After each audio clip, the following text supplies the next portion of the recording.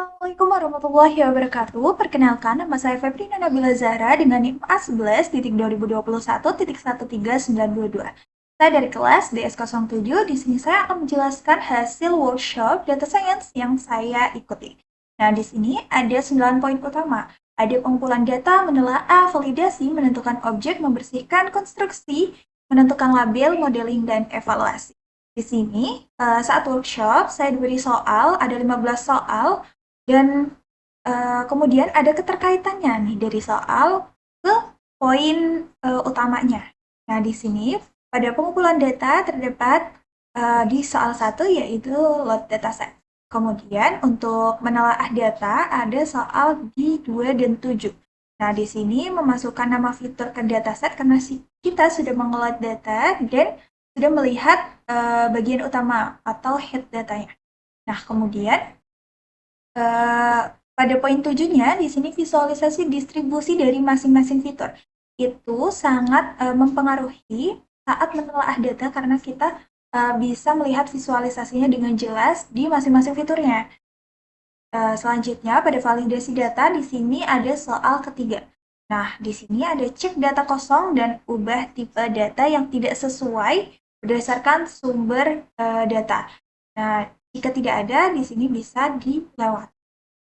Selanjutnya ada menentukan objek data. Menentukan objek data di sini pada soal 8 ada cek fitur yang bertipe kategorikal dan konversikan encode menjadi numerik. Kemudian di sini ada membersihkan data. Menurut saya ada di 4, ubah data yang memiliki format tidak konsisten. Kemudian ada handle data kosongnya. Kemudian ada 6 cek dan drop duplikasi. Kemudian yang ke-10 adalah seleksi fitur atau drop fitur. Drop fitur ini sebenarnya juga bisa digunakan saat konstruksi data, saat setelah melihat korelasi atau heat map-nya yang ketika korelasinya itu rendah, itu bisa dihapus untuk fiturnya. Namun, pada case dataset saya itu terdapat fitur yang bisa dilihat langsung, yaitu fitur unik yang sangat tidak mempengaruhi untuk kelanjutan modeling. Nah, di sini selanjutnya ada konstruksi data. Konstruksi data di sini ada poin 9 yaitu cek nilai korelasi. Nah, tadi sudah saya sedikit jelaskan bahwa ketika korelasinya tinggi atau rendah yang sangat berkorelasi antar fitur terhadap labelnya, maka dia bisa divisualisasikan menggunakan heat map.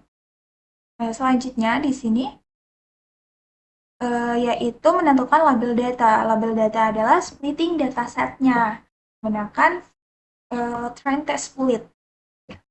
Itu di split dataset try-nya dan dataset testing. Di sini saya menggunakan 70-30. Kemudian di sini lanjut ke modeling. Modeling ada soal ke-12 dan 13. 12 ini lakukan normalisasi karena tipe data pada dataset saya itu adalah kategori, jadi scaling itu memang tidak diperlukan. Selanjutnya ada di poin 13, gunakan model decision tree. Nah, di sini saya melakukan beberapa eksperimen terhadap model lain, namun saya akan menjelaskan lebih detail di decision tree-nya. Nah, untuk optimalisasinya menggunakan grid search atau random search. Selanjutnya di sini ada evaluasi. Evaluasi ada di poin 14 dan 15. Di sini ada nanti penjelasan confusion matrix, kemudian ada akurasi, presisi, recall pada training, dan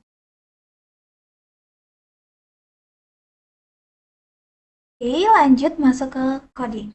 Yang pertama tadi adalah poin mengumpulkan data. Nah, data yang saya gunakan di sini adalah post-operative patient data, yaitu menganalisis desa pasien pasca operasi. Nah, keputusannya itu apakah mau di ICU atau dirawat inap atau pulang.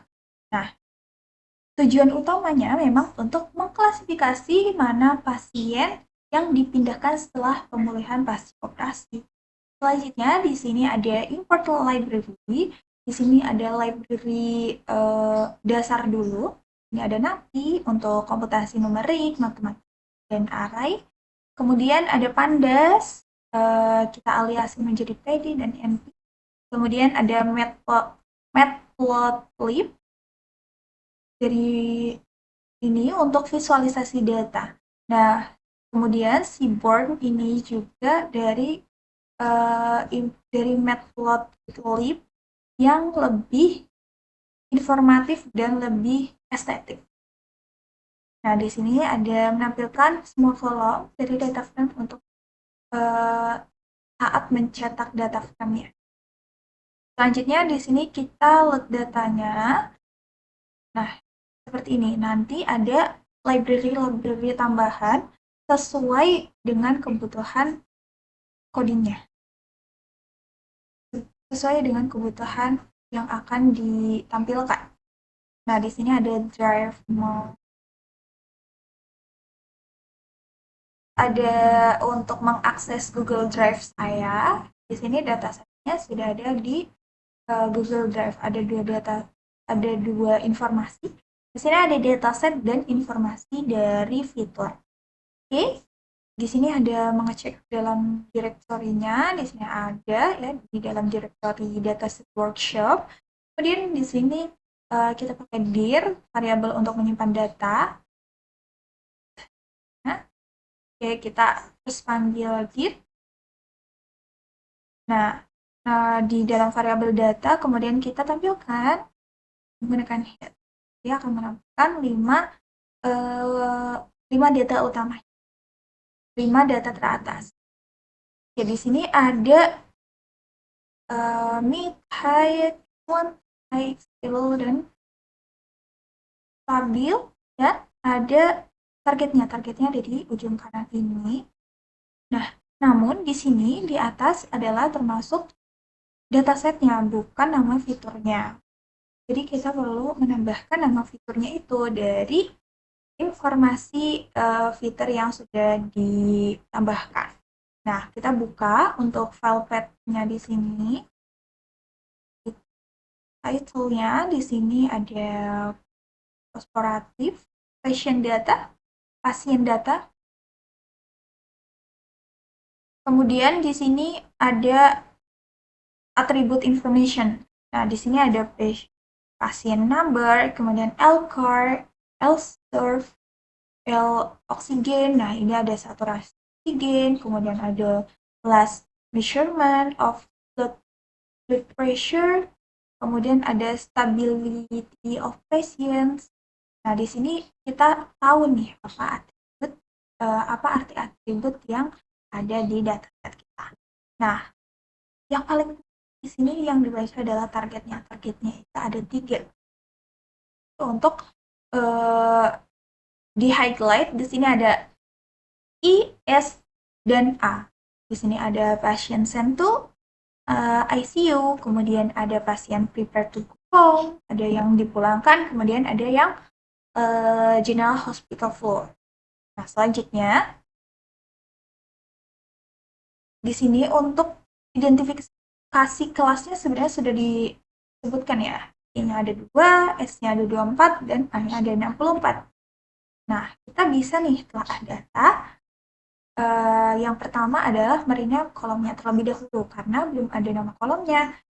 Nah, dari informasi di sini kita bisa langsung untuk merename-nya jadi pasien number, L-cars, L-serve, dan lainnya.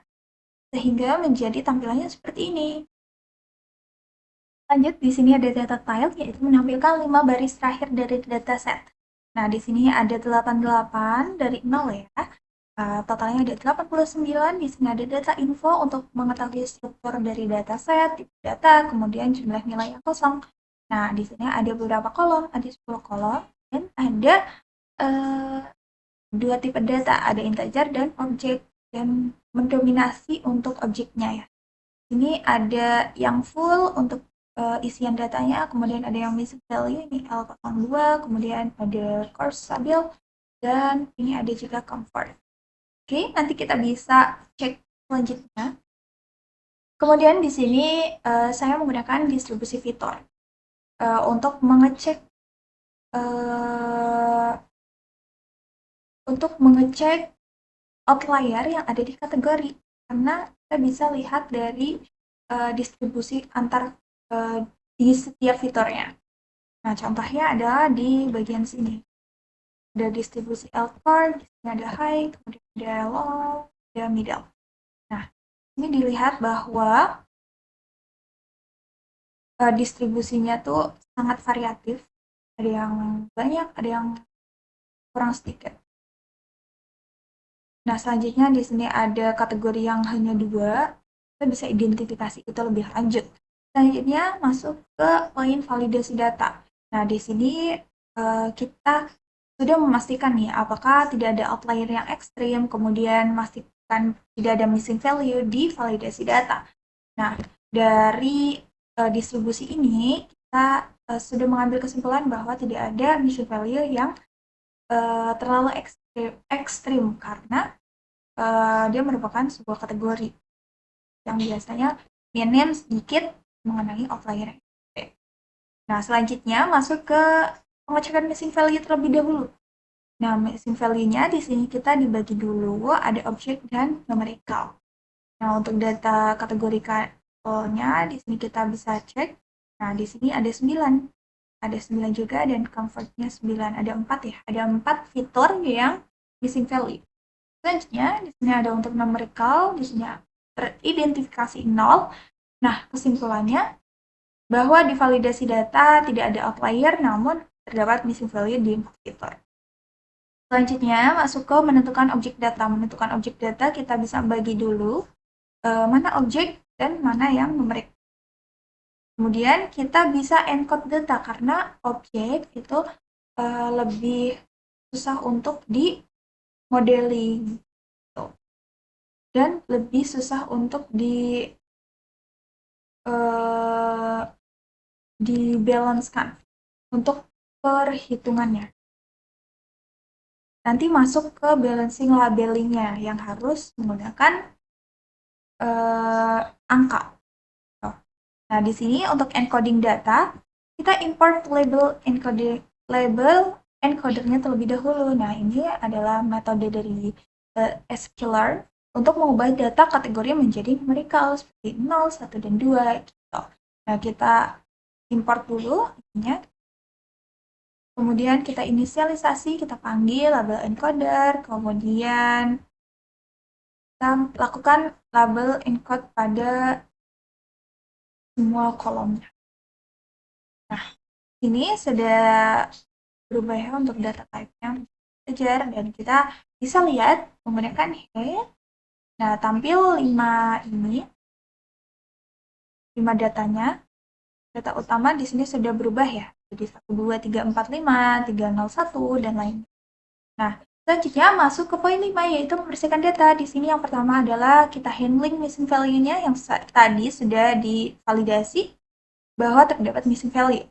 Nah, di sini untuk missing value-nya saya memanggil 4 fiturnya yang terdapat missing value, kemudian saya isi menggunakan min.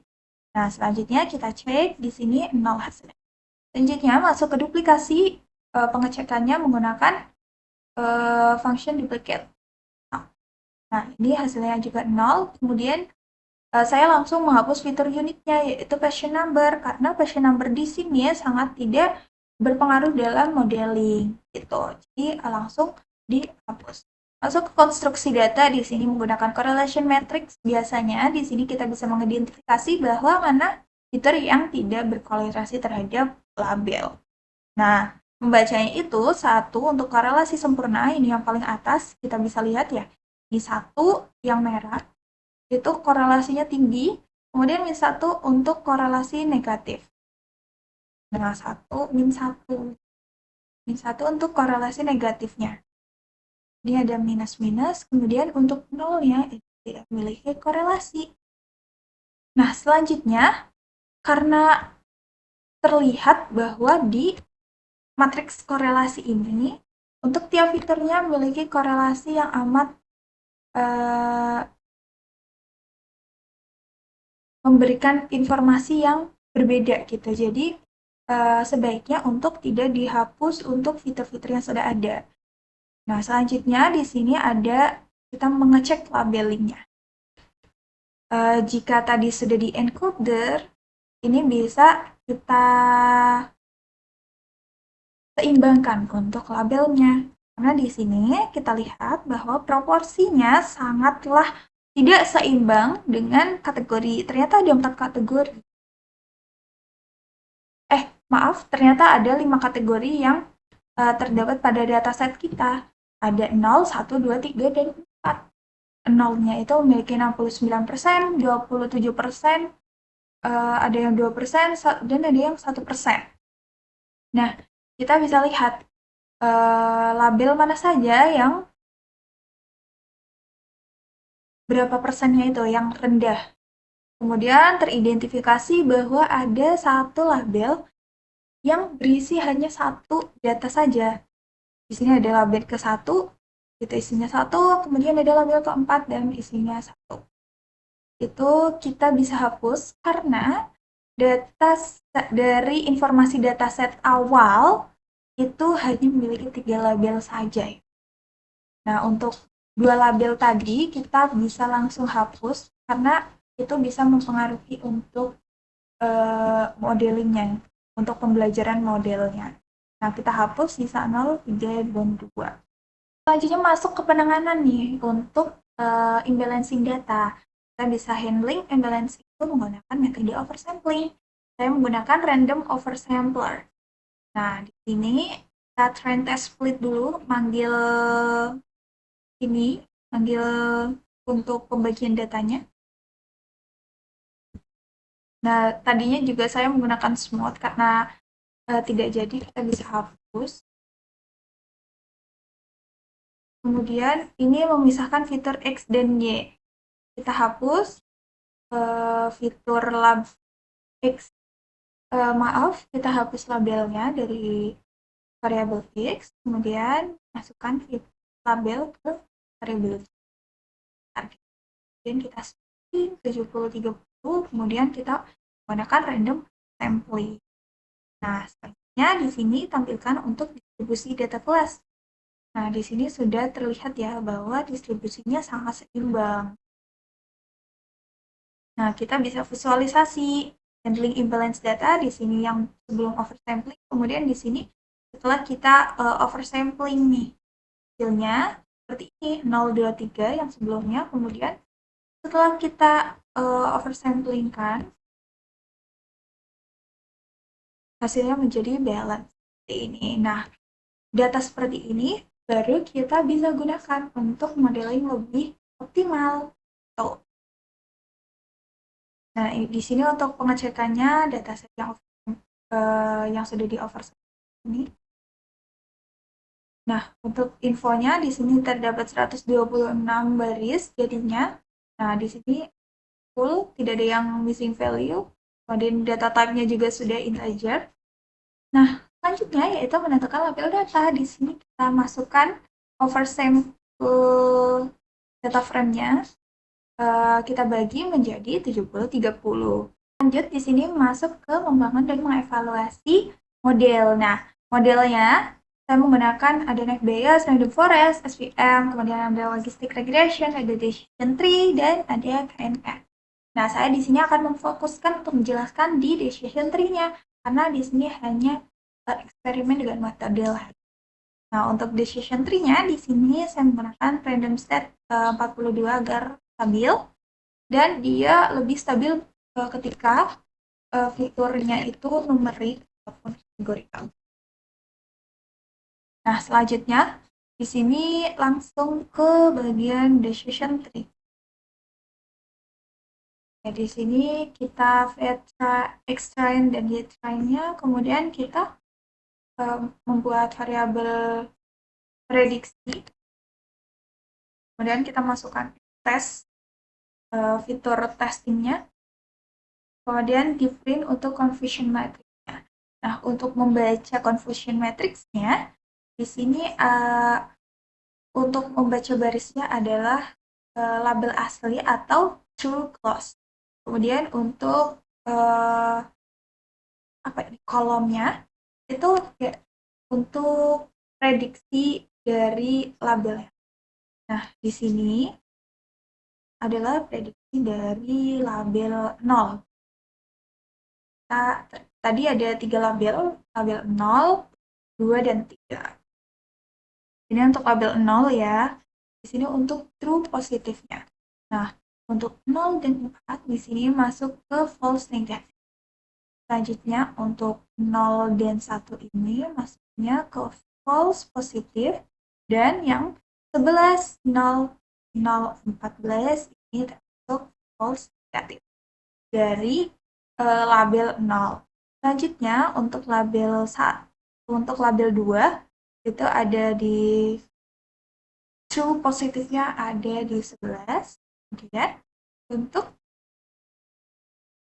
true negatifnya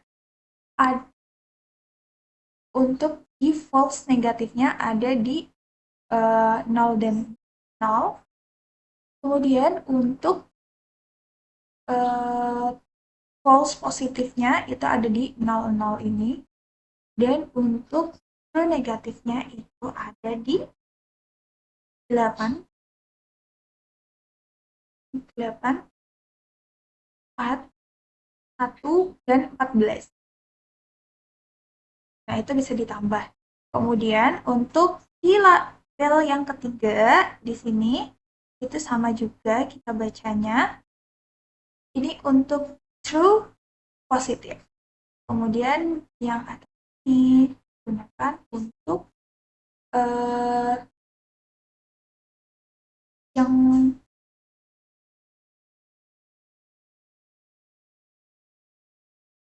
untuk false positif dan untuk false negatif. Kemudian untuk yang true negatifnya itu ada di 8 dan 9. Oke, selanjutnya kita print untuk klasifikasi reportnya. Di sini kita masukkan prediksinya untuk 0, 2, dan 3. Hasilnya seperti ini. Selanjutnya untuk akurasinya ada di 87. Nah, untuk evaluasi dari permodelnya memang paling tinggi adalah di Putri. Dan kita bisa lanjut untuk mengoptimalisasikan model menggunakan grid search. Ini menggunakan hyperparameter tuning menggunakan grid search. Saya menggunakan menyiapkan parameter untuk dicoba. Di sini ada max kedalamannya, kemudian ada minimal sampelnya untuk di split, kemudian ada minimal sampel untuk left, kemudian ada kriteria pemisahannya. Ini ada maksimal fiturnya, maksimal fitur yang dipilih pada setiap splittingnya. Nah, selanjutnya di sini inisialisasi Gauss search CV-nya ada estimator menggunakan decision tree, kemudian parameternya parameter fit. Di sini cross validation-nya 5. Dan selanjutnya ada fit grid search pada data training. Nah, di sini kita masukin. Selanjutnya di sini menampilkan hasil terbaik dari grid search-nya. Hasil terbaiknya ada criterion entropy, max step-nya 0, kemudian max fiturnya ada SQRT, kemudian min sample lift-nya 1, min sample split-nya 2. Nah, di sini untuk base DT-nya kita masukkan base estimatornya. Jadi grid search di atas. Kemudian di sini buat variabel baru decision tree Y prediksi. Di sini ada tuningnya juga, base prediksi, kemudian ini testingnya kita masukkan, kemudian kita evaluasi. Selanjutnya kita menemukan hasil yang lebih tinggi, yaitu dengan akurasi yang 89. Selanjutnya di sini kita bisa print confusion matrix-nya. Di sini ada kesalahannya hanya 3 dan 1 untuk kesalahan dari prediksinya. Untuk lebih jelasnya, saya sudah menjelaskan tadi untuk confusion matrix Ya. Selanjutnya di sini kita bisa membuat visualisasinya semuanya. Di sini ada decision tree sebelum optimalisasi, ada decision tree setelah optimalisasi. Di sini ada 80%. Nah, hasil optimalisasi decision tree menggunakan hiperparameter tuning terbukti dapat meningkatkan kinerja akurasi model. Ini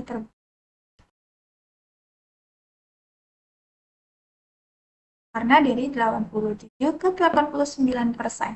Sekian untuk penjelasan dari saya, kurang lebihnya mohon maaf. Wassalamualaikum warahmatullahi wabarakatuh.